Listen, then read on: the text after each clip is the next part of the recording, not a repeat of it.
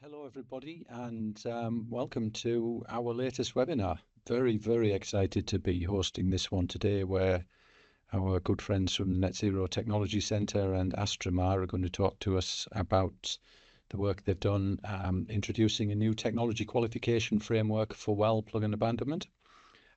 My name's Francis Norman. I'm the CEO here with CODA.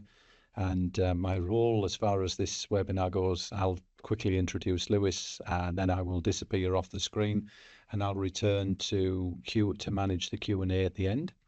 If you have questions, if you want to put them up through the process of the webinar, then please feel free to put them into the chat or the Q&A boxes. We will be monitoring both. Whoever goes first, if the rest of you want to follow suit on that one, that would be great. At least we only need to look in the one place. So with no further ado, I will now hand over to Lewis Harper from Net Zero Technology Centre. Over to you, Lewis. Yeah, morning, Francis, or it's maybe afternoon. Yeah, it'll be afternoon, of course. And thank you very much for making the introduction. So yeah, I'm gonna do the classic where I'm not gonna ramble on and leave the experts to take the lead, and it's great to have Brian Willis and Caroline Roberts here from Astrimar to talk through this. But a little on the rationale behind this. So for the past 2 years, we're into our third year now of the Wells Decommissioning Collaboration. We've been supporting technologies to enhance the efficiencies and reduce the costs associated with well P&A. What we saw, though, was that a lot of the technology, particularly those in the alternative barrier materials space, really had a tough time demonstrating the evidence that had been generated through various testing and piloting and whatnot. And as a centre, we funded quite a lot of them already, and a lot of them have went on their own sort of routes, whether that be qualification through DNV A203 or Lloyd's Register, Bureau Veritas, etc. But these sort of systems are very long, very challenging, and they're not specific to P&A, which means that when we go for regulatory approval, we've got a whole set of other hoops to jump through and things to consider. So that's a little bit of the background on why we did it. But I'm going to hand over to Brian and Caroline, who will do a much better job at introducing this work and take it from there. And I'll be at the end to support with the questions around this. So, Brian, Caroline. Yes, thanks, Lewis, and hello, everybody. Thanks for the opportunity to present today. So we're going to take you through the framework and what that involves. I guess just a little bit of background about us first. Brian and myself have been working as part of Astrimar in technology qualification for a number of years and supporting developers of well barrier technologies probably for around 12 or 13 years now. So we've kind of experienced the challenges from the developer side, and we've also been working with operators and experienced the challenges from their side as well. So to have the opportunity to create this framework with the NZTC and well Decom collaboration group has been a real privilege for us to be able to do that. So we'll take you through some of that today, and take any questions at the end based on anything that you want to look at further. Let's move to the next slide, Brian. Lewis has touched on some of the challenges of developing and adopting novel well barrier technologies, and obviously there are drivers for novel barrier technologies to be adopted, but there has been a real challenge in getting those technologies through the process to a point where operators are willing and able to adopt those and install those technologies set as permanent and primary well barrier systems. And so as Lewis has already identified, some of the industry standards and recommended practices for technology qualification been quite generic in nature, don't really reflect the specific challenges of alternative barriers. In particular, some of the challenges that, like the fact that the barriers only really form quite often their mechanical and chemical properties once they are installed in the well, makes it very difficult to prove and test those properties in reality. And secondly, the fact that the well barriers are expected to function reliably for a lifespan of geological timescales, thousands of years, where typically the technology qualification best practices that are available have historically been used in oil and gas for systems with a lifespan of 20, 30, or maybe 40 years. It's orders of magnitude different. So interpreting the industry practices for those for technology qualification has ended up being challenging for the industry. And we've seen difficult and potentially inconsistent implementations of those best practices, which then end up being a barrier to the acceptance of barrier technologies themselves. So the framework that we've developed has been developed primarily for alternative well plugging materials. It's been developed to address the requirements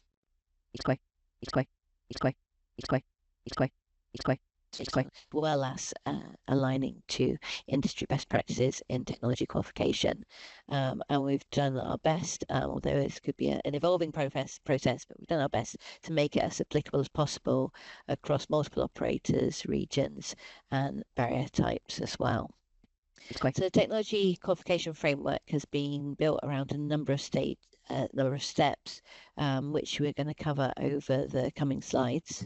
For each step, the roles of different parties are explained, and these primarily are the operator and the technology developer, but also include the regulator and other support organisations such as technology qualification and trial support. And this is captured in a swim lane style roadmap, which you can see in the top left of the slide here. When we get to the next slide, we'll see how it aligns to DNV RP 8203 for technology qualification, but by implication that it's also aligned to the equivalent recommended practices in technology qualification from the likes of Bureau Veritas, Lloyd's Register, ISO, and API.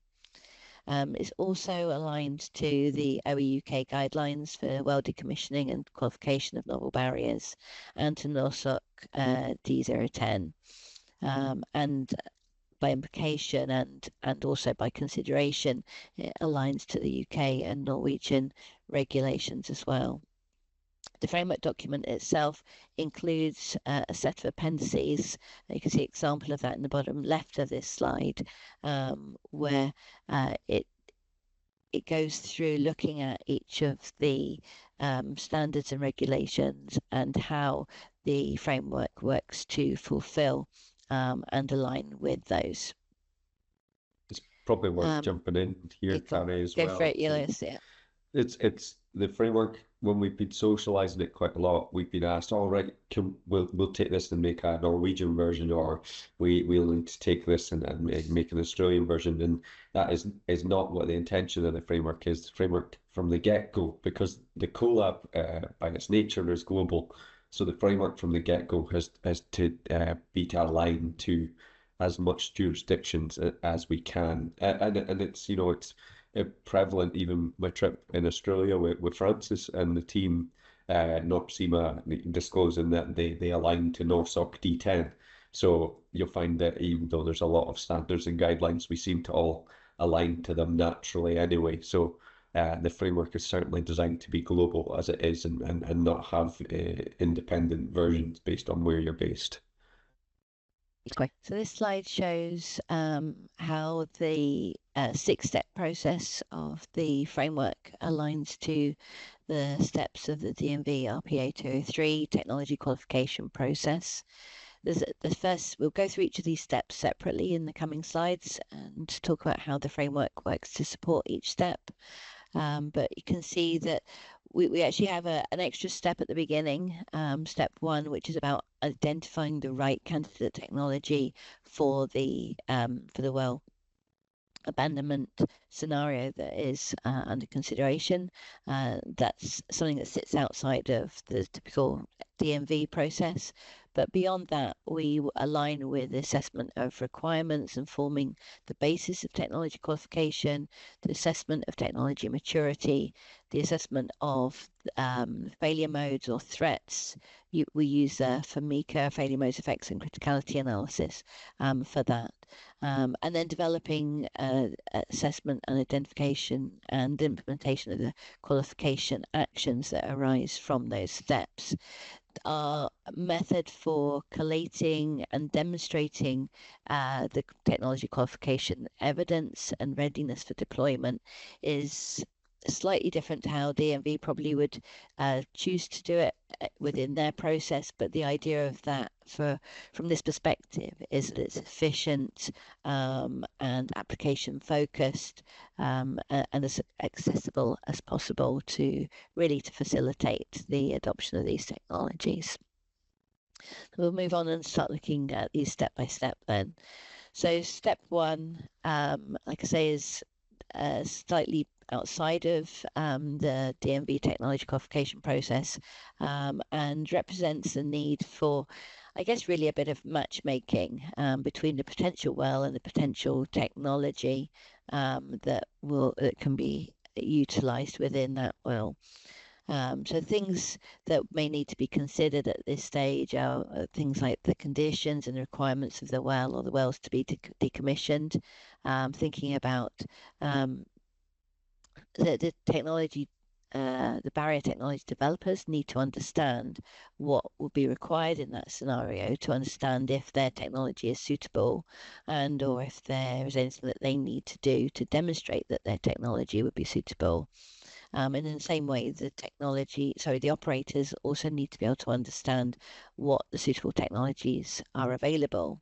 And so be able to start to share information on the capability of the different technologies and on from the operator side on their needs for the technologies, what they need to be able to do, will help them to understand in the early stages of planning who the likely providers of the technology might be. So we developed the requirements pro forma, which is mainly aimed at the second step, which we'll cover shortly, but it actually can be used at this early stage of the process to provide a common format for both the operators and the technology developers to start to capture, share and communicate the information about the prospective wells and the potential technologies that may be used. And move on to step 2 then. So step 2 is when it really gets into the detail of that.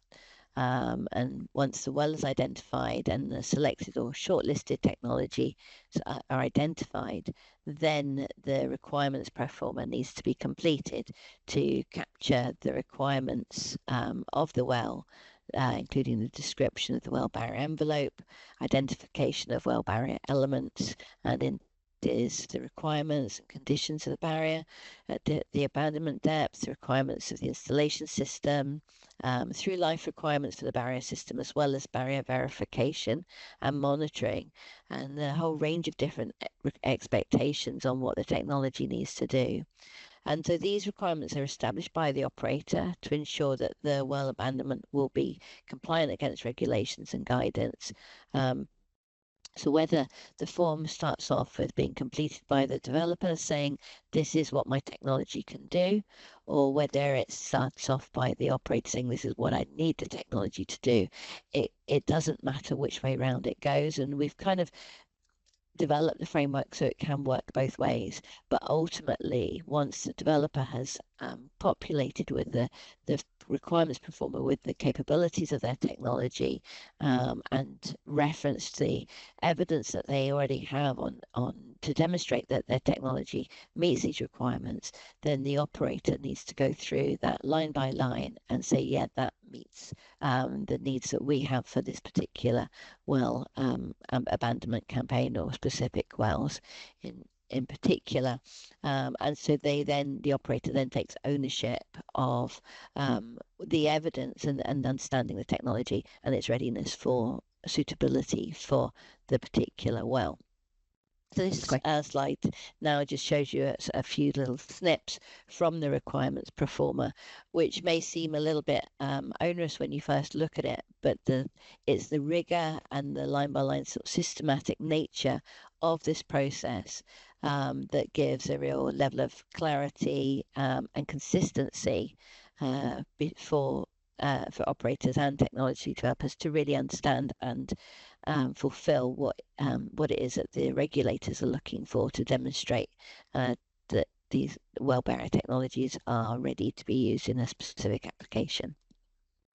So step 3 then, in alignment with the DNV RPA 203, is the assessment of technology maturity. So often we found historically that the assessment of technology readiness levels can be carried out at quite a high level and maybe even a subjective level with very high level definitions of what these different TRLs mean. Hopefully everyone's familiar with technology readiness levels now, but they tend to run on a ladder scale from 1 to 9 with quite a high level definition of what that means for each level. Because of the particular challenges associated with well barrier technologies, things I've already mentioned about material properties only forming when the barrier is deployed downhole, and also the time scale for the lifespan of the barrier that it needs to be performing for design life in perpetuity. Also things like the methods of deploying the technology, the barrier can introduce specific considerations in terms of the TRLs as well. So as part of developing this technology qualification framework for well barriers, we spent quite a lot of time with the operators within the Well Decom Collab group, considering what it means to achieve each of the TRLs within the specific context of well barriers, and in particular the achievement and TRL 9, and what that means to demonstrate that a technology is fully proven when we're talking about geological timescales. Brian's going to talk more about that later in this presentation. But what we have done as part of this framework is create a next level of detail of what is expected at each of the TRLs. So if we maybe move on to the illustration from the actual, thank you, from the template. So this first part here, this shows the definitions at a high level from TRL 1 to TRL 9, and these wordings you'll see have been adapted and evolved to address the specific requirements of well barriers for the timescales and the challenges that we've already addressed. And if we look at the next page, which is a snip from the TRL assessment worksheet, we've introduced 5 questions for each TRL that developers need to think about to really assess whether their technology has achieved that TRL or not. And it's only in completion of each of those 5 elements at each of the TRLs that you can demonstrate that you've fully completed the expectations of that technology readiness level. It breaks it down to a level of detail because there are parts of each TRL that are actually really important, as we will look at later when Brian talks about the demonstration of TRL 9. a little bit of a spoiler that a lot of the focus is on understanding the material properties and understanding how you achieve those material properties in the well. And so a lot of that needs to be done in the early TRLs to build confidence in the understanding of the materials and how those material questions at every TRL level then become really important to demonstrate that there is that rigor of understanding what the technologies are capable of. It is called the threat assessment, and it's all about understanding what could prevent the technology from fulfilling its requirements. We've adopted the failure modes and effects and criticality analysis process within the framework, but developers, operators are able to use any other form if they want to. But as part of the framework, we've created a template for the failure modes and effects criticality analysis, which we'll show you an excerpt from in a moment. But the key thing really for using the FMICA is that it's a systematic line-by-line process that addresses the requirements of the technology and every element of the technology and anything that could prevent any of those requirements on any part of the technology from working. And being a line-by-line process, it enables actions, whether those be qualification actions or risk mitigation actions, to be identified so that they can be implemented as part of the qualification evidence and assurance that the technology will do what it needs to do as and when it's deployed. So as part of the process to ensure consistency within this as well, that we created the template so that we could then assess the different functions of the well barrier as defined by the OEUK guidelines. So to provide a seal, to contain pressure and to remain in place. And the FMICA template basically addresses each of the phases of the barrier: installation, verification, and long-term life expectations in the context of these three functions. And so the idea is that by implementing this FMICA template, then there is consistency in the level of rigor that is applied to understanding the risks associated with each technology within each scenario.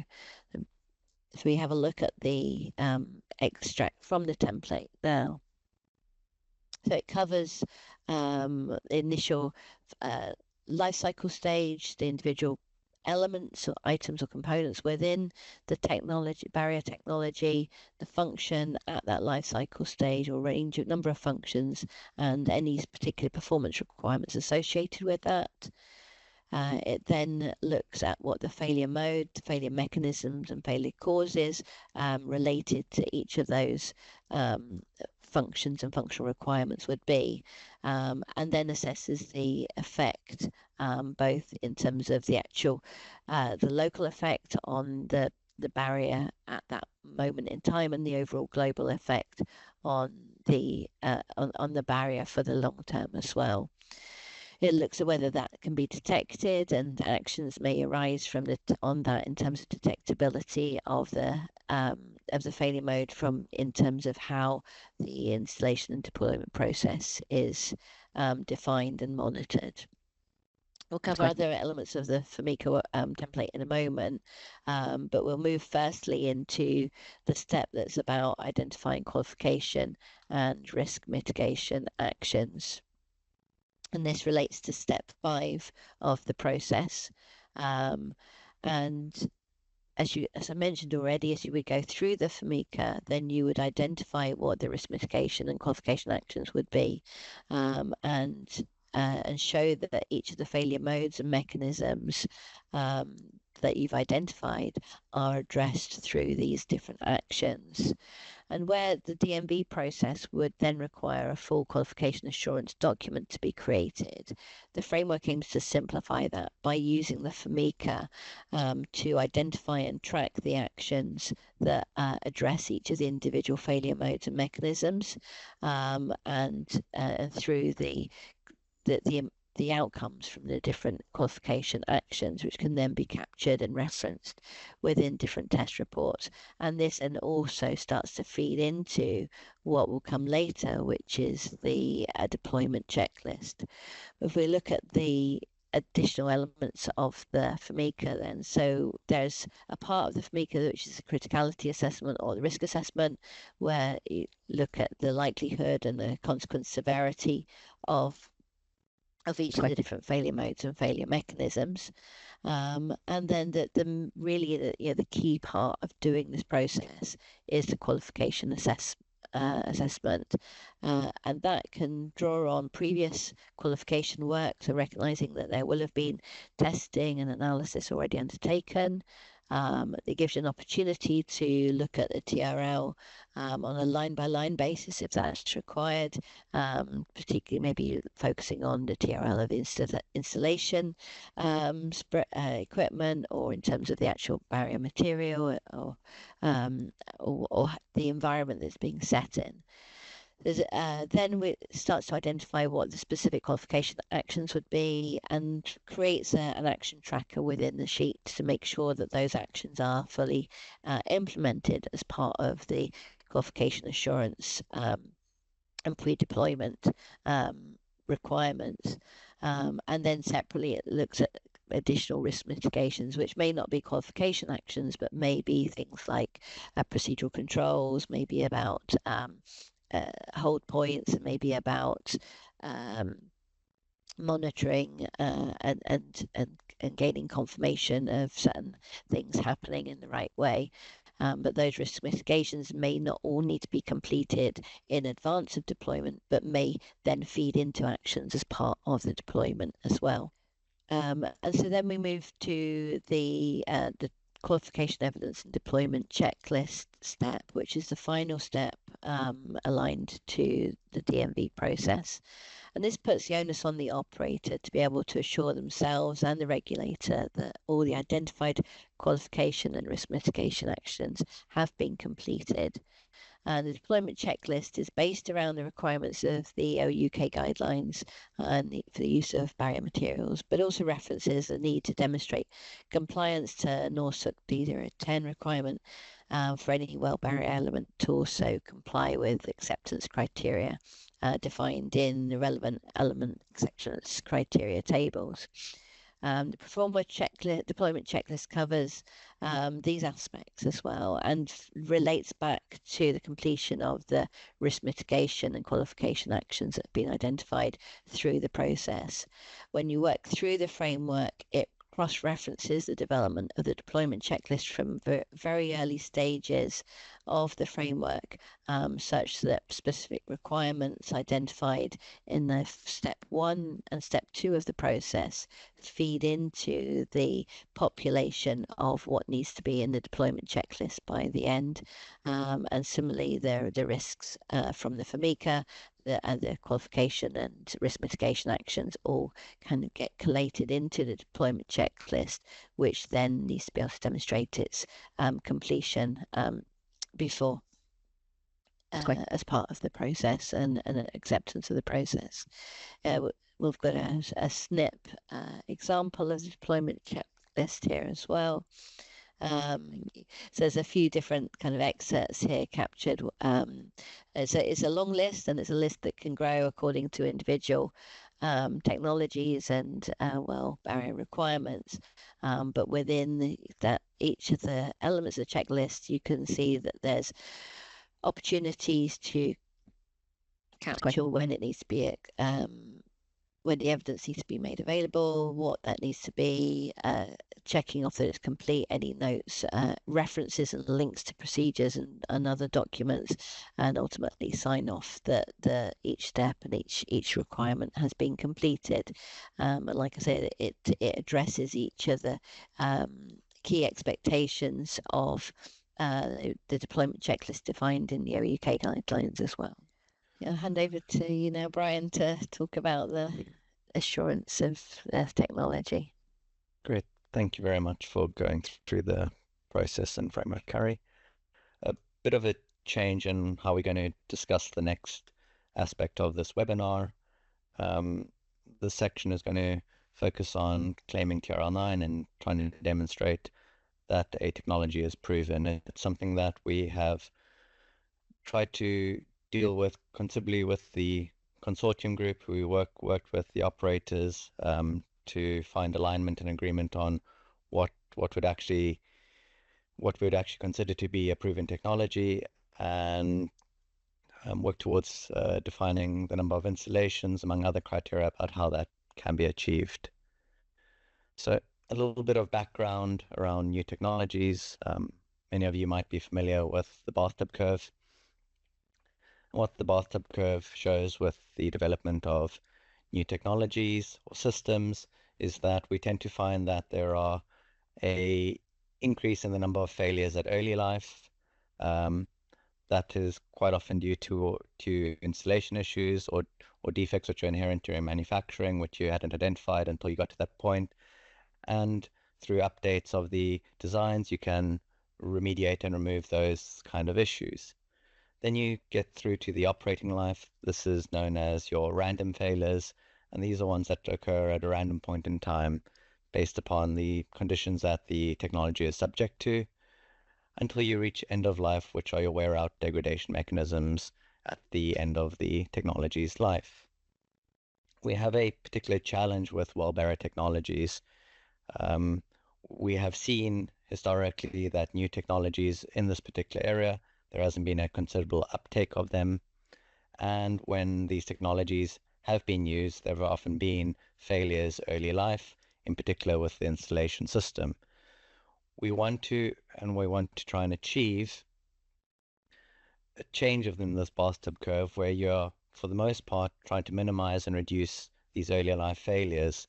And in particular, as I've already alluded to, most of the early life failures are going to be dominated by installation issues. They're not going to be inherent issues with the materials itself or degradation mechanisms of the material like corrosion and creep, but they'll very likely be to do with, can we robustly and successfully and repeatably install the material downhole at the location we desire, such that the material properties are achieved after installation and verification.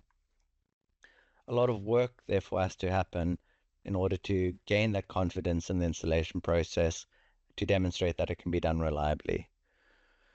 The other element we want to try and achieve is to ensure that the through-life degradation properties are very well understood, and the material, once it's installed, degrades in a controlled manner that we expect and will meet its expected lifetime. Carrie said it's geological, and we've often heard a term of 3,000 years, and we want to work towards understanding those degradation properties of the materials to understand, can we achieve lifetimes such as 3,000 years, or in perpetuity, as we all often refer to in the United Kingdom. Okay. When it comes to these end of life, which I'll discuss a bit further in the next slide, but really when you're looking at properties like corrosion and creep of a material, which can affect its ability to maintain a seal, remain in place, we want to be able to do testing which will allow us to demonstrate that we understand the rates at which those occur, and that they are low enough that we can be able to predict with confidence that the barrier will meet the expected lifetime for which it has been designed and required to demonstrate. What often gets brought up, and it will jump into the next slide around looking at monitoring, but we need to use the technology qualification process like we've described in this framework, which seeks to achieve all the requirements of, can we reduce our early life failures from installation, and can we work to develop testing and qualification activities which allow us to prove its life will be the expected life of in perpetuity or geological times. And for all of these purposes, we believe technology qualification and this framework is a suitable approach for this.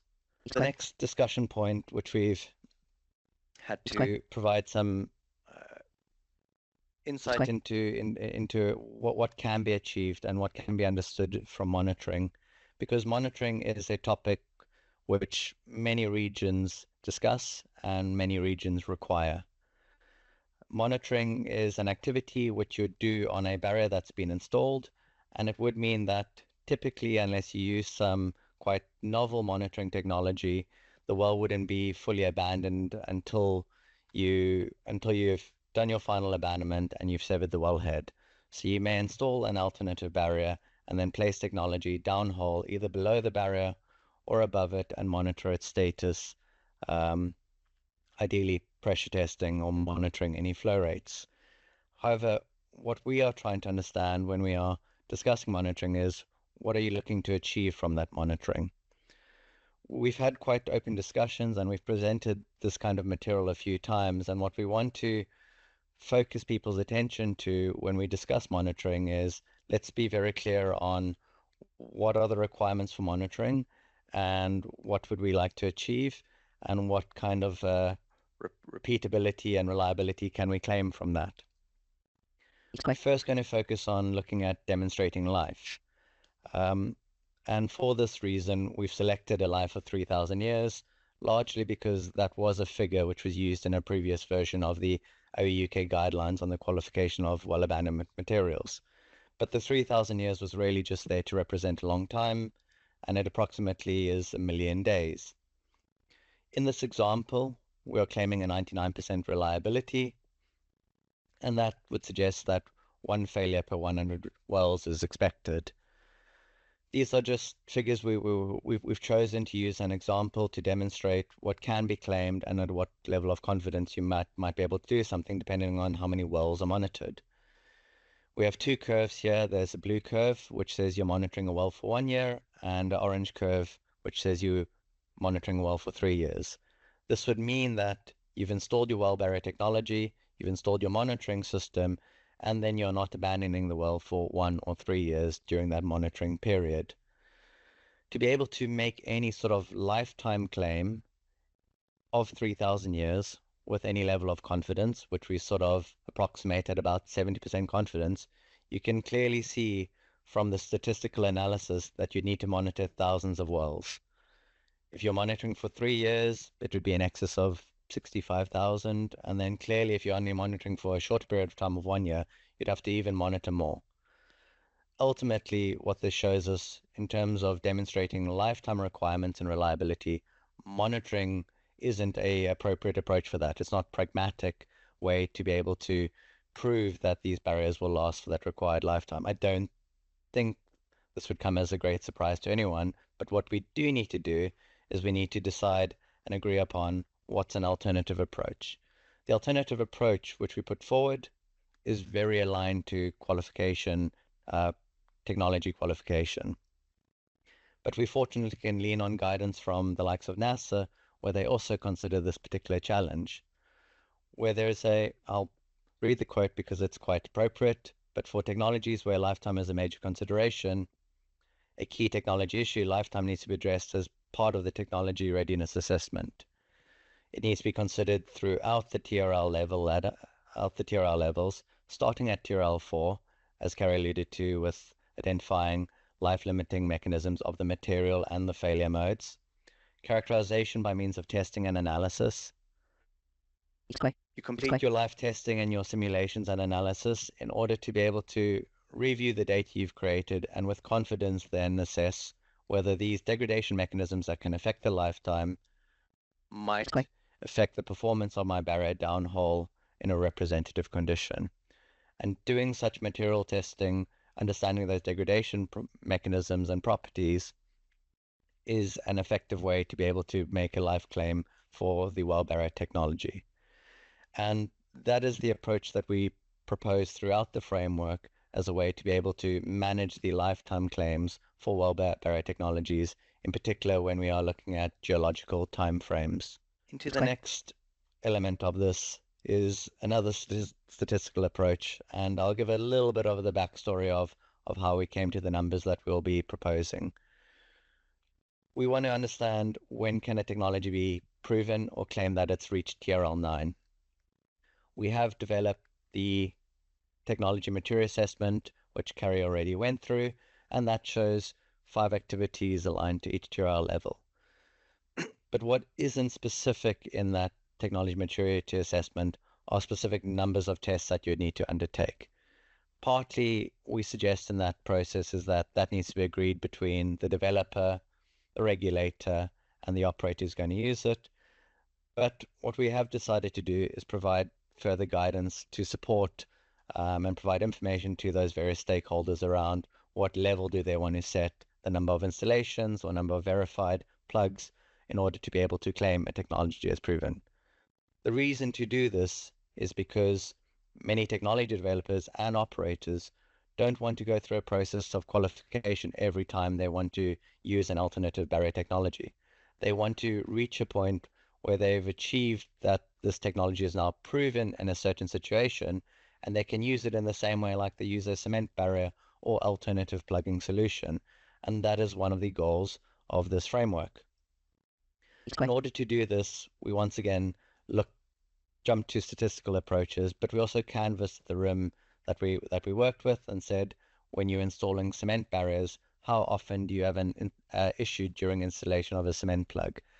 And over the group of operators and their experience, we ended up at a figure of, well, about 1 in 20 barriers, cement barriers, needs to be reinstalled, or interventions or remediation needs to be conducted on that barrier because there was an issue during installation and it failed verification, or it just failed during installation. And therefore, we use this as a marker in the sand on what level of reliability during installation should we look to achieve for alternative barrier technologies too. Once again, on the graph on the left, we have a few curves. The green curve is really the one I'll be speaking towards most. And that shows the number of successfully installed plugs with respect to the confidence that can be claimed. We're looking at achieving about a 70% confidence in any claim we make on reliability. And if we want to make a claim of 95% reliability, so 20 plugs installed and only 1 failure is allowed, we can therefore determine that what we require is 23 successful installations of a new technology in order to claim that it's a proven technology and reach TRL 9. When we came up with this, we do understand and appreciate it is quite a large number, but largely when we put forward this approach, there was quite a lot of consensus and support for it, that at least there was a number to work towards and one that is achievable. The other element of this is that this doesn't need to just be 23 technologies, 23 installations for one operator and one developer. If there are similar technologies and they are installed in a similar environment with this similar equipment, therefore we want to be able to group together technologies that can be bucketed together in order to collectively reach that claim of 23 installations successfully, and therefore this particular technology is proven. So we don't need a single developer and one operator to reach this. It's across the consortium and across the industry as well. And both these pieces which we've looked at around monitoring and the number of successful plugs, we believe are important additions to this framework to allow to frame what needs to be achieved and the level of the level of effort which needs to be done in order to reach this proven technology level. And it is an element which largely has gone unstated and unagreed beforehand, before the framework documents were created. And that's a key piece, Brian, as you say, there's that 23, the days of a technology being qualified for an operator and then getting an opportunity with a new operator, but having to start from square one again, those days have to go, because we're never going to make the progress that we're expected to make in the time frames we're expected to do if we adopt that methodology. We have to use this framework to build up the evidence back to say we've done this X amount of times on similar conditions or the same conditions, and here's why we're already not questioning our reliability or confidence in this technology, because we've proven ourselves umpteen times. So it's alongside the long-term monitoring. It's great. Thank you, Lewis. And just our final summary slide before we hand back to Lewis. We just want to say this is a efficient qualification process with support and guidance. The purpose is to de-risk field trials and improve the successfulness of pilots. We want to develop a portfolio of qualified permanent cap rock barriers, and throughout this work we've been aligning and discussing this process with regulators to get their input and support on the development of this framework. The key outcomes are the deployment checklist and the overall qualification documentation, and eventually we might see extensions of this into inspection technologies, verification technologies to support and enable P&A. And finally, over to Lewis after a quick thank you from me. Thank you, Lewis. Yeah, I guess more importantly, thank you back to you guys, yourself, Brian, and Caroline have been, instrumental. I don't think it's the right word in this. It wouldn't have happened without Astrimar's expertise here. The CoLab's been doing this for 3 years. You guys have been doing this for probably 13 years. So it's a long journey. The framework itself, so I noticed a few of the questions popping up, and Francis and the guys will jump back on for answering some of them. But the framework itself will be public. I know I announced that at SPEDcom in June, saying that it was already public. But what we've decided to do is take a pause, and the rationale for that is we're also getting a DNV review. So DNV have, and I think David and Zelenas is on the call as well. So the guys there currently and are going to complement the framework as it is from the eyes of DNV, particularly given the framework follows A203 so extensively. And we're going to see what the DNV guys can add to it as well before we issue it. The last thing we wanted to do was issue this, and then a month or two later we then go back and revise it with further DNV enhancements, and there's multiple iterations out there. So as I say, it will be public. It'll be available on NZTC's website. There's a QR code there, so please use that and register your interest. It doesn't give you access to the framework right now, but what it does do is allow us to be notified of a bit of a distribution list to notify once we've put that on the website and once it's available to download as well. But yeah, just ultimately, this has been a 18-month project for the collaboration. The 8 operators have been all spending, 1 day a month meeting with us and inputting to this, and it's been extensive. And not just that, but socializing that with the various regulators has been really encouraging, because obviously going into a regulator as an independent and basically saying that long-term monitorings are a load of nonsense and we need to try and move down this route can obviously be a challenge, but we've been met with nothing but support and cooperation and real eagerness to streamline around the world the way in which we do this particular activity. So it's been really, really impressive to see that support that we're gaining as well. So, Francis, I don't know if you're jumping on with the questions now. Yeah. Look, firstly, Caroline, Brian and Lewis, thank you so much for that, both for the presentation, but also for the 18 months of work on behalf of the industry to develop this. It's a cracking bit of work, and very much looking forward to it going live and starting to get used. And I guess you'll get deluged in a whole bunch of alternate questions when that happens as well.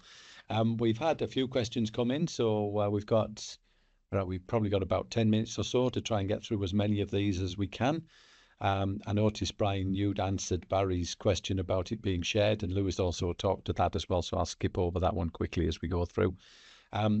Alex has put up a very detailed question here, which I will try and attempt to paraphrase, but if you can see it on there as well. Essentially, is saying that understandably, framework is very detailed and rigorous, but how does it accommodate streamlining, scaling, acceleration of different technologies such as cutting tools and so forth? Is that something that would sit out with this, where you would really, this is looking at the plugging tooling, or have you got any thoughts on that?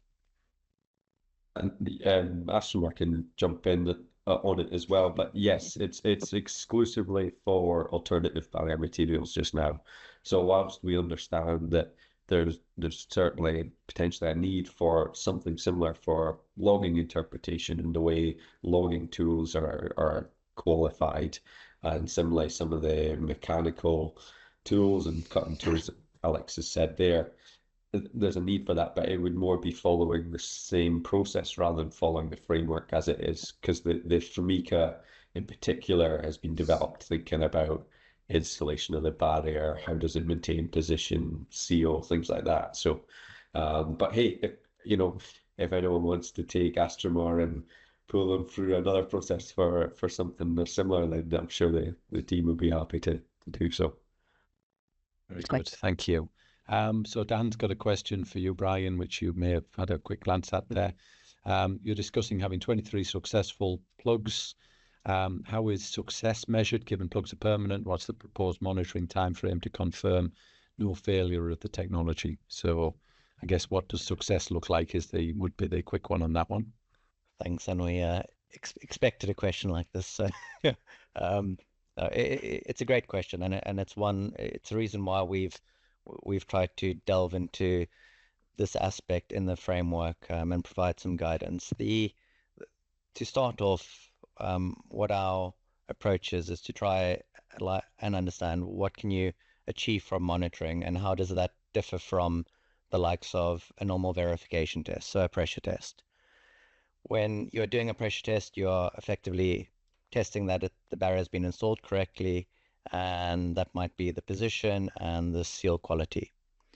And with monitoring, we, for a large part, believe that monitoring is looking to achieve a very similar outcome as a verification test, and therefore would go as far as questioning how different is what you achieve from monitoring from that of verification testing up front.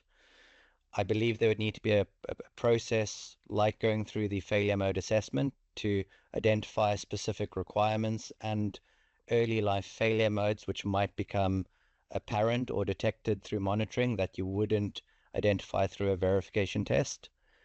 It's not completely clear what those may be, but there might be ones that we aren't completely aware of for every material, for every installation process, and so it could be specific and unique to a installation and a type of well barrier. And so I do believe there will be an element of monitoring where you will have first uses of technologies and you will have a period of 1 year or an acceptable amount of time that you can manage through your operations for which you can monitor. But really what we are saying is that we need to distinguish what more you can achieve from monitoring that you can't achieve from a verification test of a successfully installed plug, where a success is typically a pressure test, or some other logging to look to achieve the same outcome. And then in terms of period of time for monitoring, I can see numbers were thrown out there, but it's not 5 years, 15, 50 years. They're not feasible to do active monitoring. Perhaps there could be a passive monitoring system, for we know there are some solutions for that, but really for the requirements of an operator, I can speak from the context in the UK. Once they've abandoned their wells and they've done their phase 3 abandonment, there is a need to finalize that abandonment with the severance of the wellhead. And if you are going to be monitoring it, you can't do that. And so we are seeing then a push between what are the regulatory requirements for abandoning these wells and monitoring purposes, and we have to find that happy balance. And so we can probably see there might be a few wells monitored of a new technology, but in the long term, we wouldn't have an expectation that all wells would be monitored, because verifying them using a normal verification test should achieve the same outcome. And we're seeing as well a real increase in the verification technology space as well. You've seen things like the tracer gas system from Exceedra. We're seeing Raptor being deployed as well through Archer. And then, of course, Brian mentioned there's the likes of Sentinel Subsea for the passive monitoring systems as well. So there is an increase in being able to enhance the verification process of these barriers, rather than, you need to go out and do an ROV/SV campaign once a year, which isn't really gaining any more insight. So yeah, it's an interesting space, to say the least. Very good. So those are the questions we've had come in on the thing. I've got one that's been sitting in my head since the 2 or 3 or 4 or 5 times that I sat with you when you were presenting this, Lewis. Once it goes live and you start to operationalize it, in my mind, in an ideal scenario, you will have a whole bunch of operators around the world who will start to follow the process. They'll each find their gaps. They'll do their bits of verification, what they need to do.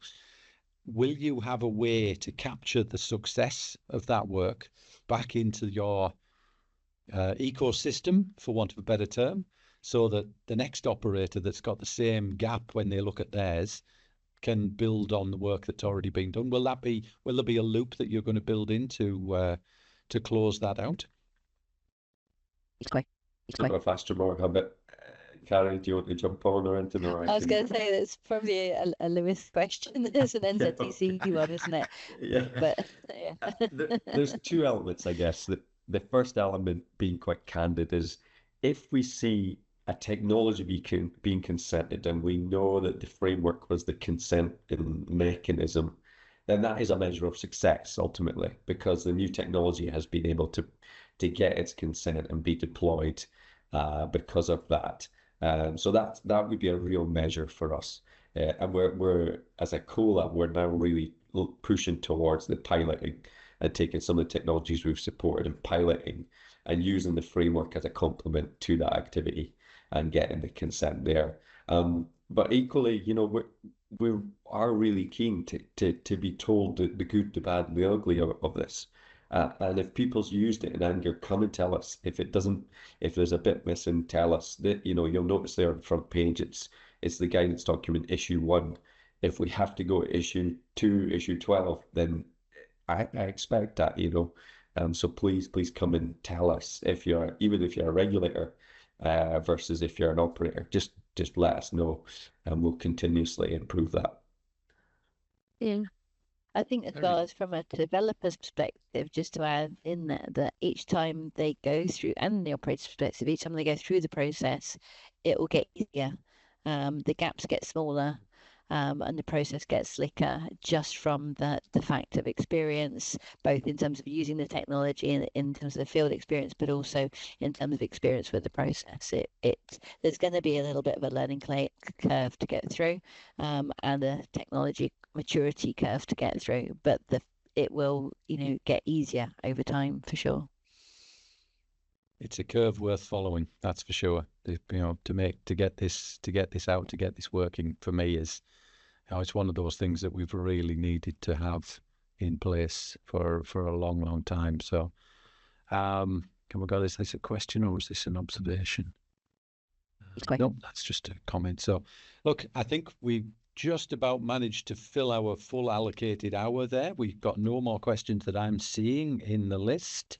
Look, it leaves it to me really to thank the 3 of you for such a super presentation, for putting all of this lot together. No pressure on you now, Lewis, to get it out the door and get it live for everybody to be able to start using it now that you're sharing it so widely. It's like there'll be people doing a refresh on their screens every day to see when this thing's going to be out and available. But look, again, thank you very, very much.